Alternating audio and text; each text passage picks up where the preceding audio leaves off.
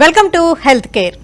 ఒకప్పుడు dental treatments అంటే ఎంతో భయపడేవాళ్ళు, నొప్పితోటి చాలా రోజులు ట్రీట్మెంట్ తీసుకోవాల్సి ఉంటుందా అని బాధపడేవాళ్ళు. కానీ నవ్వేడేస్ డెంటల్ ట్రీట్మెంట్స్లో ఎన్నో లేటెస్ట్ డెవలప్మెంట్స్ చోటు చేసుకున్నాయి. నొప్పి లేకుండా తేలిగ్గా ట్రీట్మెంట్స్ ఇవ్వడమే కాకుండా లేటెస్ట్ టెక్నాలజీ కూడా వాడగలుగుతున్నారు. AI integrated dental treatments, dental aligners, ఇంప్లాంట్స్లో ఎన్నో రకాలు కూడా చోటు చేసుకుంటున్నాయి. మరి ఆ వివరాలన్నీ అడిగి తెలుసుకుందాం. Goud's dental hospitals senior dentist and implantologist doctor Vikas Goud గారిని అడిగి. నమస్తే అండి, welcome to the show. Dental ట్రీట్మెంట్స్లో అసలు ఒక రివల్యూషనరీ చేంజెస్ చోటు చేసుకుంటూ ఉంటాయండి. ఒకసారి వెళ్ళి ఇంకోసారి వెళ్తే ఆ ట్రీట్మెంట్ మారిపోతూ ఉంటుంది. అంటే ఈ మధ్య వచ్చిన లేటెస్ట్ డెవలప్మెంట్స్ ఏంటంటారు? చాలా కొత్తగా వచ్చాయండి. మనకి ఇందాక మీరు అన్నట్టుగా ఏఐ జనరేటెడ్, అంటే ఇంతకుముందు మనం సిమిలర్ ట్రీట్మెంట్స్ కానీ మనం ఏంటంటే కంప్యూటర్ మాన్యువల్గా చేసేవాళ్ళం. ఇప్పుడు డయాగ్నోసిసే కానీ ట్రీట్మెంటే కానీ మనకి ఏఐ జనరేటెడ్ వచ్చాయి. సో ట్రీట్మెంట్ ప్లానింగ్లో కూడా. సో ఆబ్వియస్లీ ఏఐ జనరేటెడ్ అంటే మనకున్న టెక్నాలజీ, మన హ్యూమన్ ఎర్రర్స్ని ఎలిమినేట్ చేయటము, ఉన్న వాటిలో బెస్ట్గా ఎలా ఉంటుందో అనేది మనకు తీసుకురావడానికి ఈ ఏఐ టెక్నాలజీ వచ్చింది. సో ఇందులో మనము డయాగ్నోసిస్ అని తీసుకుంటే మనము ఎక్స్రేస్లో కానీ స్కాన్స్లో కానీ మనకి అసలు కంటికి కనిపించని అటువంటి ఆ స్కాన్లో కానీ ఎక్స్రే ఏఐ జనరేటెడ్లో ఏఐలో కనిపెడుతుంది. అంటే ఆల్మోస్ట్ 3-4 months తర్వాత మనకి క్యావిటీ కనపడడం కానీ, పిప్పి పన్ను కనపడడం కానీ, లేదంటే గమ్ ప్రాబ్లం కానీ అలాంటివి కూడా మనం ఏఐ దాంతో మనం ఈ స్కాన్స్లో కానీ ఎక్స్రేస్లో మనకు కనపడుతుంది. రెండోది మనకి ఈ స్మైల్ డిజైనింగ్ అని చేస్తాం. అంటే స్మైల్ డిజైనింగ్లో అలైనర్స్ కోసమే కానీ, లేదంటే సమ్టైమ్స్ అలైనర్స్ కాకుండా ఈవెన్ ఫార్ వినియర్స్ చేసేసి స్మైల్ డిజైనింగ్, అంటే చిన్న మార్పులు వారి యొక్క ఫేస్కి ఎలా సెట్ అవుతుంది.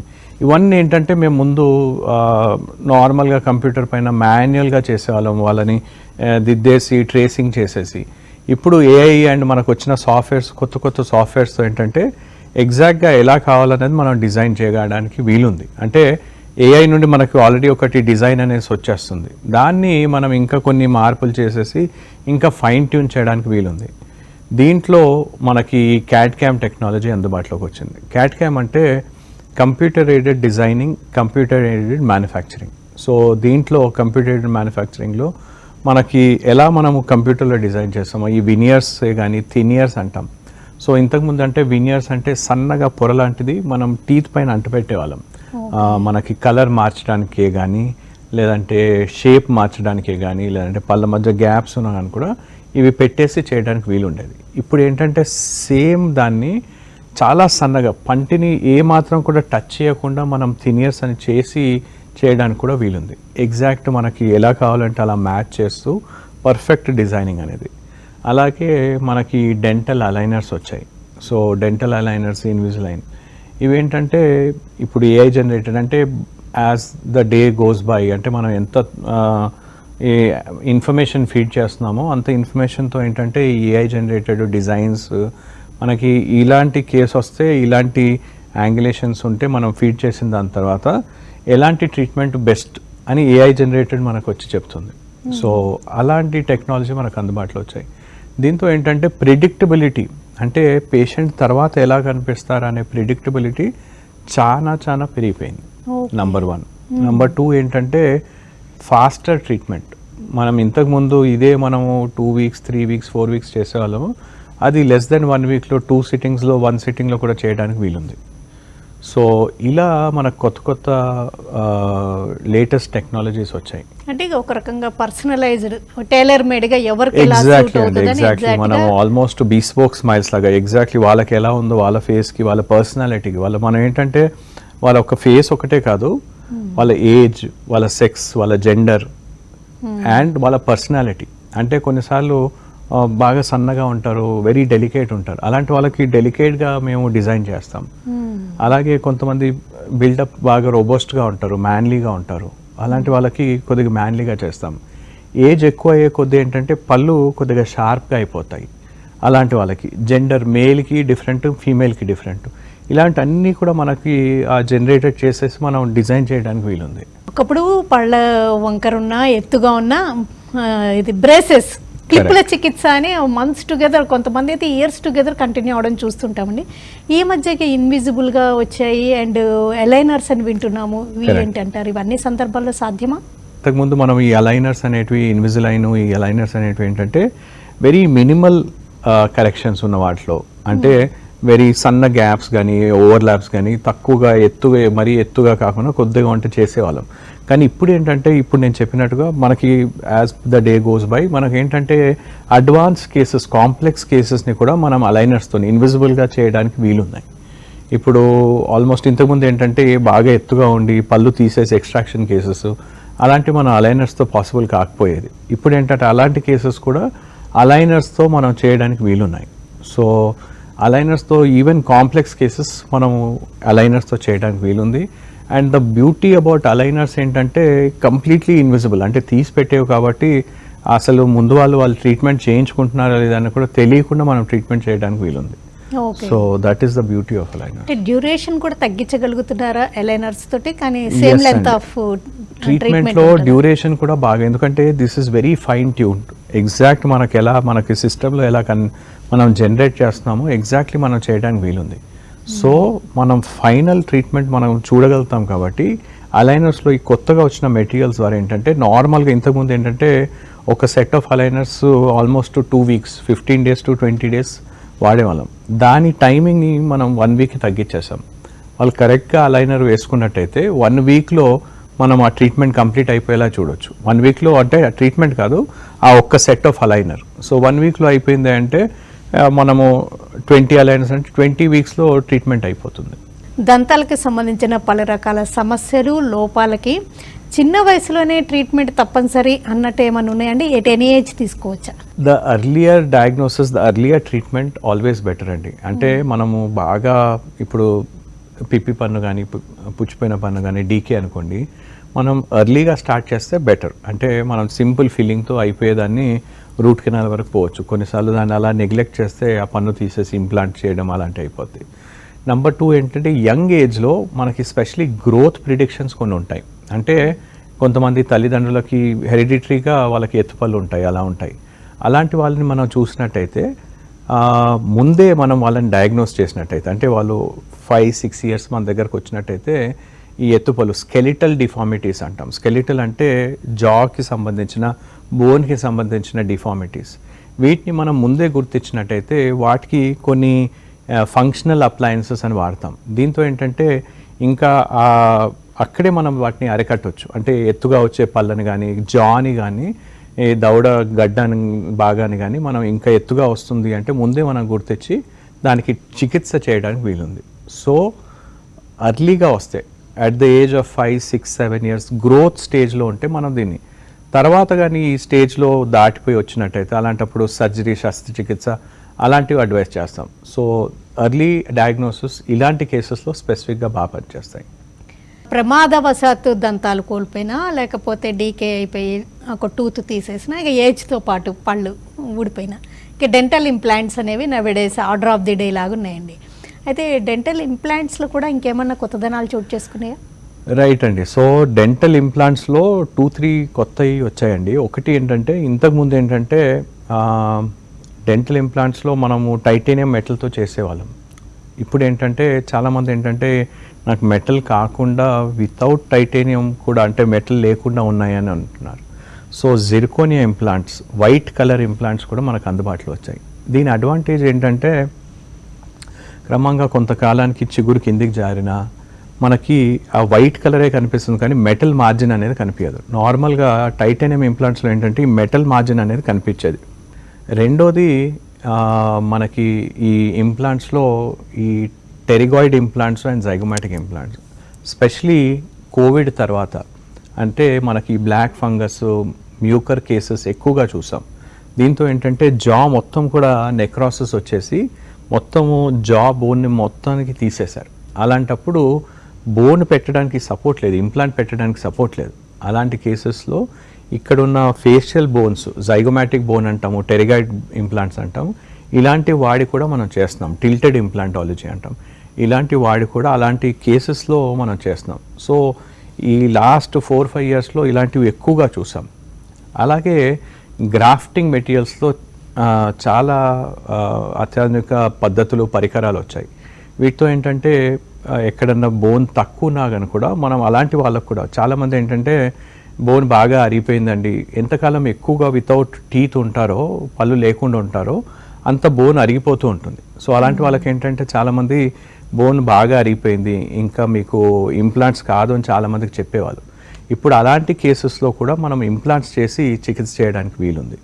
సో బాగా బోన్ అరిగిపోయిన వాళ్ళకు కూడా గ్రాఫ్టింగ్స్ అలాంటివి చేసి మనము సింథటిక్ గ్రాఫ్ట్స్, మనం పేషెంట్ బాడీ నుండే కాకుండా బయట నుండి కూడా మనం సింథటిక్ గ్రాఫ్ట్స్ చేసి అక్కడ ఇంప్లాంట్స్ పెట్టి చికిత్స చేయడానికి వీలున్నాయి. కొంతమందికి ఏంటంటే బాగా వృద్ధాపంలో వాళ్ళకి ఏంటంటే పెద్ద సర్జరీ చేయడానికి ఇబ్బంది పడతారు. అలాంటి వాళ్ళకి గైడెడ్ ఇంప్లాంట్ సర్జరీ అని, అంటే గమ్స్ ఓపెన్ చేయకుండా కీ హోల్ సర్జరీ ద్వారా ఇంప్లాంట్ చేయడానికి కూడా వీలుంది. సో దీని గైడెడ్ ఇంప్లాంట్ సర్జరీ అంటాం. సో ఇలా ఇంప్లాంటాలజీలో కూడా చాలా అత్యాధునిక పద్ధతులు, పరికరాలు వచ్చాయి.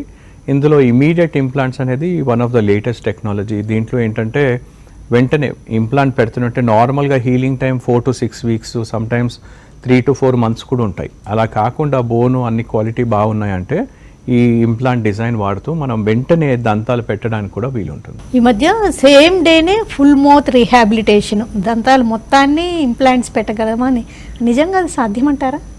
నార్మల్గా అంటే మనము ఒక డే అంటే ఎగ్జాక్ట్లీ 1 day కాదండి, బట్ నార్మల్గా it is possible and it is normally around 24 to 48 hours. అంటే మనం ఇంప్లాంట్స్ పెట్టేస్తాం ఒకే రోజులో, అండ్ దానిపైన దంతాలు కూడా మనకి 2nd or 3rd day మనకి పెట్టేస్తాం, అంటే పర్మనెంట్గా with a provisional material, but పర్మనెంట్గా ఫిక్స్డ్గా పెట్టేస్తాం 2nd day 3rd day. చాలా cases we're doing on a daily basis. We're doing lot of cases ఎక్కడ మనం same day or next day మనం, అంటే ఇవాళ సర్జరీ చేస్తున్నాం, మనం స్కానింగ్ ఇవాళే చేస్తున్నాం, నెక్స్ట్ డే మనకి టీత్ వచ్చేస్తున్నాయి, టీత్ ఫిక్స్ చేసేస్తున్నాం. బట్ ఈ టీత్ ఏంటంటే ఒక 6 months 1 year తర్వాత మళ్ళీ మార్చుకోవాలి, ఎందుకంటే ఆ చిగుర్ల మధ్యలో గ్యాప్ రావటం కానీ. సో అందుకోసం ఆ మెటీరియల్ కూడా మనం ఇమీడియట్గా లోడ్ చేసే మెటీరియల్, మనము అలాంటి మెటీరియల్ పెడుతున్నాం. So after around 6 months to 1 year, but from a patient's point of view same day మనము ఇంప్లాంట్స్ చేసిన రోజే మనం వాళ్ళకి దంతాలు పెట్టడం అనేది ఇట్ ఈస్ పాసిబుల్. వెంటనే fixed teeth which are functional teeth. ఈ దంతాల మధ్య గ్యాప్స్ కానీ కలర్ మారడం ఇలాంటి వాటికి ఎలాంటి ట్రీట్మెంట్స్ ఉన్నాయి? సో దంతాల మధ్య గ్యాప్స్ ఉన్నాయి అనుకోండి, సో మనం స్టార్టింగ్ నుండి ఫిల్లింగ్స్ చేయొచ్చు. చిన్న గ్యాప్స్ ఉన్నాయంటే ఫిల్లింగ్స్, కాస్మెటిక్ ఫిల్లింగ్స్ చేయొచ్చు. ఈ కాస్మెటిక్ ఫిల్లింగ్స్లో ఏంటంటే కొంతకాలానికి ఒక 3 yearsకి 4 yearsకి రంగు మారే అవకాశం ఉంటుంది. ఈ ఫిల్లింగ్ విరిపోవడం, దాని స్ట్రెంగ్త్ అంత ఉండదు. సో సెకండ్ ఆప్షన్ ఏంటంటే ఒకవేళ మనకి స్పేస్ ఉంది, దాన్ని మనం దగ్గర తీసుకురావచ్చు అంటే మనం అలైనర్స్ వాడి, బ్రేసెస్ వాడి చేయొచ్చు. మూడోది ఇప్పుడు సెరామిక్ లామినేట్ వినియర్స్ అని వచ్చాయి. స్మైల్ డిజైనింగ్ చేసేసి లామినేట్ వినియర్స్ చేస్తే ఇప్పుడు ఆ వినియర్స్లో కూడా పార్షల్ వినియర్స్ అని వచ్చాయి. ల్యాబ్లో మనకి ఎంత గ్యాప్లో ఉందో అంత గ్యాప్లోనే సెరామిక్లో చేస్తున్నాం. ఇంతకుముందు ఫిల్లింగ్స్ ఎలా చేసేవాళ్ళమో అలా సెరామిక్లో మనం చేయడానికి వీలుంది. సో ఆ సెరామిక్ పార్షల్ వినియర్స్ చేసి మనం ఎక్కడ గ్యాప్ ఉందో దానికి ఎగ్జాక్ట్ మ్యాచ్ చేస్తూ క్లోజ్ చేయడానికి వీలుంది. థర్డ్, మీరు అన్నట్టుగా రంగుమాన పళ్ళు అనుకోండి, వాటికి కూడా మనము ఈ సెరామిక్ లామినేట్ వినియర్స్ వాడటం. నంబర్ 1 ఏంటంటే గ్యాప్, ఈ రంగుమాన పళ్ళు ఉన్నాయనుకోండి, if it is external stains, అంటే బయట నుండి వచ్చిన స్టెయిన్స్ అనుకోండి, అంటే స్మోకింగ్ స్టెయిన్స్ కానీ, కాఫీ టీ స్టెయిన్స్ కానీ, వీటిని క్లీనింగ్ ద్వారా కానీ లేదంటే బ్లీచింగ్ ద్వారా, టూత్ వైట్నింగ్, లేజర్ బ్లీచింగ్ అని కూడా చేస్తాం. ఇలా చేసి టీత్ని తెల్లగా తీసుకురావడానికి వీలుంటుంది. నంబర్ 1.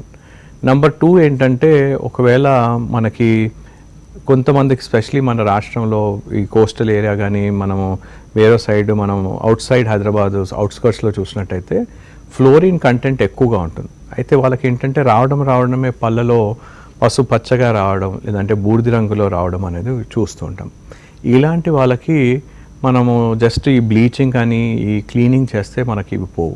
ఇలాంటి వాళ్ళకి మనము ఈ సెరామిక్ లామినేట్ వినియర్స్, అంటే ఆ పై ఉన్న పొరని తీసేసి ఈ ఎల్లోగా లేదంటే ఈ పసుపచ్చగా బూడిద రంగులో ఉన్న పొరని మనం తగ్గించేసి ఆ చోట్లో మనం సన్నటి వినియర్ అని ప్లేస్ చేస్తాం.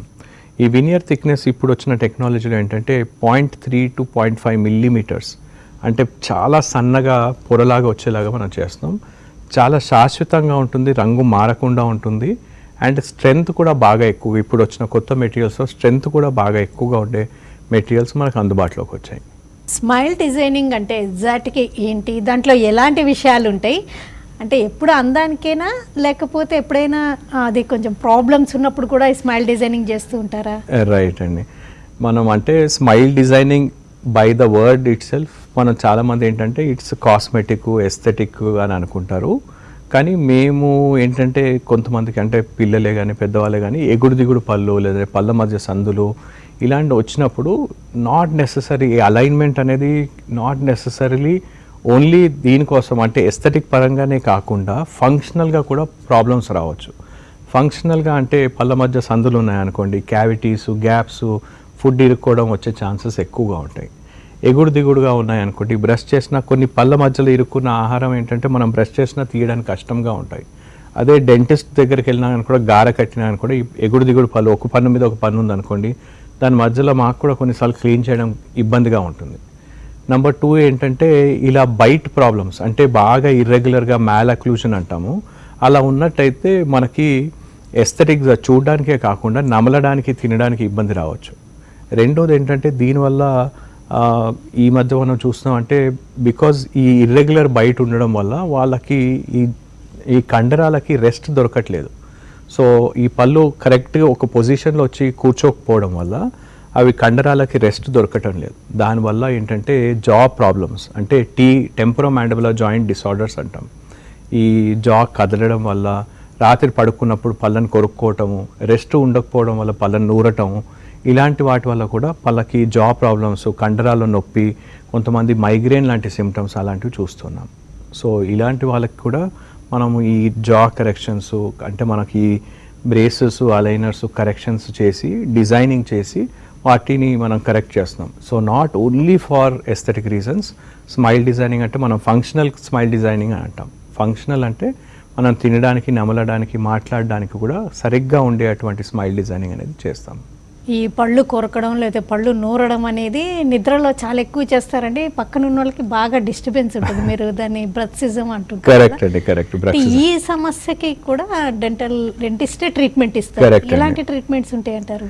సో మొట్టమొదటిగా లేటర్ ఏజ్లో ఉన్నట్టయితే మనము బ్రక్సిజంకి మనం ఏంటంటే నైట్ గార్డ్ లేదంటే ఒక్లూజల్ స్ప్లింట్ అంటాం. సో రాత్రిపూట పడుకునేటప్పుడు అది పెట్టుకొని, సో ఇదేంటంటే ఒకటి హ్యాబిట్ బ్రేకింగ్కి పనిచేస్తుంది. హ్యాబిట్ బ్రేకింగ్ అంటే ఆ అలవాటు తప్పియటానికి ఈ ఒక్లూజల్ స్ప్లింట్ నైట్ గార్డ్ అనేది పనిచేస్తుంది. రెండోది పళ్ళకు కానీ చిగుర్లకు కానీ కండరాలకు ఇలాంటి డ్యామేజ్ కాకుండా దానివల్ల వచ్చే ప్రెషర్ అంతా ఆ నైట్ గార్డ్ పైన కానీ ఒక్లూజల్ స్ప్లింట్ కానీ పడేలాగా అది ప్రొటెక్ట్ చేస్తుంది. సో నెంబర్ 3 ఏంటంటే ఇంకా ఫర్దర్ డ్యామేజ్ కాకుండా పళ్ళకే కానీ చిగుర్లకే కానీ కండరాలకు కానీ ఇంకా ఫర్దర్ డ్యామేజ్ కాకుండా కూడా కాపాడుతుంది. ఒకసారి వాళ్ళ హ్యాబిట్ బ్రేకింగ్ మనము కనిపెట్టి దేనివల్ల అవుతుంది మనం గుర్తించిన తర్వాత మనకి వేరే ట్రీట్మెంట్స్ ఉంటాయి. ఒకటేమో స్ట్రెస్, చాలామంది ఏంటంటే ఒత్తిడి వల్ల ఇలాంటివి చేస్తూ ఉంటారు. కొంతమంది ఏంటంటే ఎగుడు దిగుడు పళ్ళు ఇలా రెస్ట్ లేకపోవడం వల్ల కండరాల్లో ఇలా పళ్ళని మూవ్ చేస్తుంటారు. స్పెషలీ మనం ఏంటంటే పిల్లల్లో చూసినట్టయితే మిక్స్ డెంటిషన్ స్టేజ్ అంటే పాల పళ్ళు ఊడిపోతాయి, పర్మనెంట్ పళ్ళు వస్తుంటాయి. అలాంటప్పుడు పళ్ళు కొరుక్కుంటుంటారు. ఇది ఏంటంటే ఈ స్టేజ్లో ఇది నార్మల్, ఎందుకంటే ఆ స్టేజ్లో కొత్తగా పళ్ళు వస్తుంటాయి. అలాంటప్పుడు వాళ్ళకి ఇరిటేషన్ వల్లనే వాళ్ళకి ఒక పొజిషన్ దొరకదు వాళ్ళకి ఎక్కడ పోయి ఆనేయటానికి. అలాంటప్పుడు ఆ పళ్ళు అలా కదులుతూ ఉంటాయి, జా కదులుతూ ఉంటుంది. సో ఇది బ్రక్సిజం పిల్లల్లో. కానీ పెద్దవాళ్ళలో కూడా ఇది స్ట్రెస్ వల్ల కావచ్చు, ఇర్రెగ్యులర్ టీత్ వల్ల కావచ్చు. అలా ఉన్నాయని కూడా ఈ అలైనర్స్తో కానీ లేదంటే ఈ ఒక్లూజల్ స్ప్లింట్స్ వాడేసి వాళ్ళకి ట్రీట్మెంట్ చేస్తూ ఉంటాం. గమ్స్ హెల్దీగా ఉంటే టీత్ కూడా హెల్దీగా ఉంటాయి. గమ్స్ కేర్ చాలా ఇంపార్టెంట్ అంటుంటారు, దీంట్లో ఫ్యాక్ట్ ఉందా? 100% అండి. గమ్స్ అంటే గమ్స్ లోపల మన ఎముక ఉంటుంది అండ్ మన గమ్ హెల్త్ చాలా ఇంపార్టెంట్. మన టీత్ ఒక్కటే కాకుండా మన ఇతర అవయవాలకు కూడా మన గమ్ హెల్త్ చాలా ఇంపార్టెంట్. ఎందుకంటే మనం తినే ఆహారం అంతా కూడా ఇక్కడ నుండే అవుతుంది కాబట్టి లేటెస్ట్ రీసెర్చెస్ అండ్ గత ఆల్మోస్ట్ 10-20 ఇయర్స్ రీసెర్చ్లో ఏంటంటే చిగుర్లో ఉన్న ఇన్ఫెక్షన్ కానీ బ్యాక్టీరియా కానీ మనకి ఎక్కువగా ఉన్నట్టయితే పెరిడాంటైటిస్ అని అంటాం. అలా ఉన్నట్టయితే అది గుండె పైన కానీ స్పెషలీ కంజనైటల్ హార్ట్ డిసీజెస్ ఉంటాయి, బ్యాక్టీరియాలో ఎండోకార్డైటిస్ అని గుండె పైన వచ్చే అవకాశం ఉంటుంది. అలాగే కడుపులోకి పోయేసి గ్యాస్ట్రైటిస్, జలుబు మనకి అంటే మన లంగ్స్లోకి వెళ్ళే అవకాశం ఉంటుంది, అప్పర్ రెస్పిరేటరీ ట్రాక్ట్. ఇవి ఒక్కటే కాకుండా there has been constant study that has found that ఇంపార్టెన్సీకి అంటే ప్రీమెచ్యూర్ బర్త్, లేడీస్లో ప్రీమెచ్యూర్ బర్త్కి, అలాగే లోవర్ స్పర్మ్ కౌంట్ కోసం కూడా ఈ గమ్లో ఉన్న ఇన్ఫెక్షన్స్ బ్యాక్టీరియాస్ రిలేషన్ అనేది తెలిసింది. గమ్కి సంబంధించి ఎలాంటి ట్రీట్మెంట్స్ ఉంటూ ఉంటాయి? సో మొట్టమొదటిగా గమ్స్ ఇన్ఫెక్షన్ వచ్చినట్టయితే మొట్టమొదటి మనకు కనిపించే లక్షణాలు ఏంటంటే బ్లీడింగ్ గమ్స్, చిగురులో రక్తం కారటం, చిగురులో నొప్పి, పస్ రావటము, చీము రావటం ఇలాంటివి చూస్తూ ఉంటాం, పళ్ళు కదలటం అనేది. సో దీంట్లో ట్రీట్మెంట్ మొట్టమొదటి దశలో నోటి దుర్వాసన వచ్చిన దశలోనే మనం దగ్గరకు వచ్చినట్టయితే వీటికి బేసిక్ క్లీనింగ్, చిగురు పైన ఉన్న ఆ గారెని కానీ తొలగించినట్టయితే మనం చికిత్స చేయడానికి వీలు ఉంటుంది. రెండోది మనము బేసిక్ క్లీనింగ్తో పాటు డీప్గా పోయి ఉంటుంది. అంటే సెకండ్ స్టేజ్లో గమ్ డిజీజ్ ఉందనుకోండి, అలాంటప్పుడు డీప్ క్యూరటాజ్ అంటాం, చిగురు లోపల నుండి మనం క్లీన్ చేస్తాం. సో కొంతమంది ఏంటంటే ఇలా చేసిన తర్వాత కూడా మాకు ఈ నోటి దుర్వాసన తగ్గట్లేదు అంటారు. మెయిన్ కారణం ఏంటంటే ఇలా ఈ గమ్ ఇన్ఫెక్షన్ వచ్చినప్పుడు చిగురులో అది ఇన్ఫెక్టివ్ గమ్ అయిపోతుంది. అంటే దీన్ని గ్రాన్యులేషన్ టిష్యూ, ఇన్ఫెక్టివ్ టిష్యూ అంటాం. అంటే కుళ్ళిపోయిన మాంసం లాంటి స్మెల్ వస్తుంది. సో దాన్ని మనం క్లీనింగ్ చేసినానికి కూడా మళ్ళీ దాన్ని తొలగించలేం. ఇంతకుముందు ఏంటంటే చిగుర్లు ఓపెన్ చేసేసి లోపల నుండి దీన్ని క్లీన్ చేసేవాళ్ళం. అలా కాకుండా ఇప్పుడు ఏంటంటే లేజర్స్ ద్వారా ఈ కుళ్ళిపోయిన మాంసం లేదంటే ఇన్ఫెక్టివ్ టిష్యూని మనం లేజర్ క్యూరటాజ్ ద్వారా ఎగ్జాక్ట్లీ దాన్నే టార్గెట్ చేసి, అంటే హెల్దీ టిష్యూని ఎలాగా కాకుండా కాపాడుతూ ఓన్లీ ఇన్ఫెక్టివ్ టిష్యూని బర్న్అవుట్ చేయడానికి డెంటల్ లేజర్స్తో మనకు సాధ్యం. సో డెంటల్ లేజర్స్ వాడుతూ కూడా ఈ చిగుళ్ళకి మనం చికిత్స చేస్తూ ఉంటాం. ఓకేనండి డాక్టర్ వికాస్ గౌడ్ గారు, డెంటల్ ట్రీట్మెంట్స్లో వచ్చిన లేటెస్ట్ డెవలప్మెంట్స్ అండ్ ఎలా వాడుతున్నారు, ఎలైనర్స్ గురించి, ఇంప్లాంట్స్లో వచ్చిన కొత్తదనాల గురించి వివరాలు అందిస్తూ అండ్ గమ్ ట్రీట్మెంట్స్లో లేజర్స్ ఎలా ఉపయోగిస్తారో తెలియజేసినందుకు థ్యాంక్స్. థ్యాంక్ యూ అండి, థ్యాంక్ యూ. ఇది ఇవాళ health care. Keep watching TV5.